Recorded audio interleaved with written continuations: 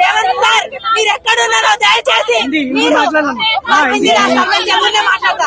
Revanth sir మీరు ఎక్కడున్నారో మీరు మేనిఫెస్టోలో పెట్టిన 18,000 జీతము మీరు అమలు చేసేదాకా ఆశా వర్కర్ ఇదే తత్తరీలలో మాట్లాడతాము సార్. ఇలా మీరు పోలీసు వాళ్ళని పెట్టి అరెస్ట్ చేయించుండొచ్చు, కానీ అరెస్ట్ చేయించారు, కొట్టిపించారు.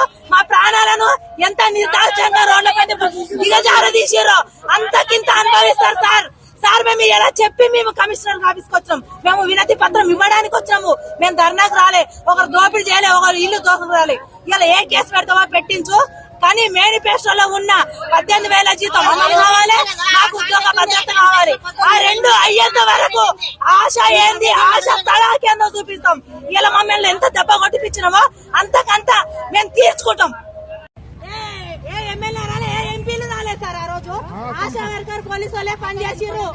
ఇలా పబ్లిక్ దేశం అంతా ప్రజలు ఆరోగ్యంగా ఉన్నారంటే ఆశా పోలీసు వాళ్ళే తెలుసా. ఇట్లా ఆశా వర్కరు ఇంత సంసారం చేసే భార్య కూడా కేసు దగ్గరకు వచ్చి ఇట్లా మందులు ఇవ్వాలి. ఆశా వర్కర్ పని చేసింది, ఆశా వర్కర్ టాబ్లెట్ ఇచ్చింది. ఇప్పటికీ ఆశా ప్రతిదీ 24 అవర్స్ ఆశా డ్యూటీ చేస్తుంది. ఆశా వర్కర్ మంది బీపీ షుగర్ టాబ్లెట్ ఇస్తుంది, డెలివరీకి తీసుకుపోతుంది, ప్రతి పని చేస్తుంది 24 అవర్స్. ఒక్క డెలివరీ చేసుకోవాలంటే 2 రోజులు 3 రోజులు 4 రోజులు కూడా అక్కడనే ఉంటుంది.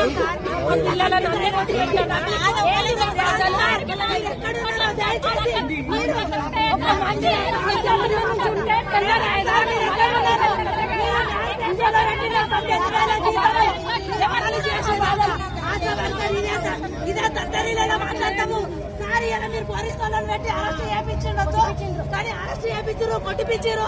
మా ప్రాణాలను ఎంత నిర్దాక్షంగా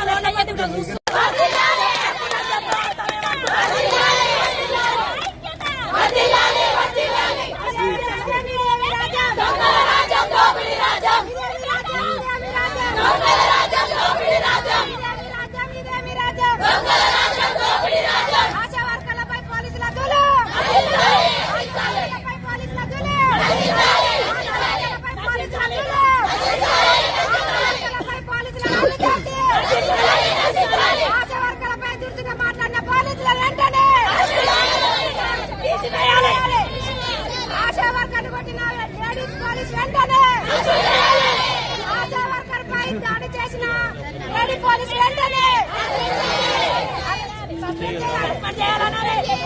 ఆశా వర్కర్ కొట్టిన లేడీ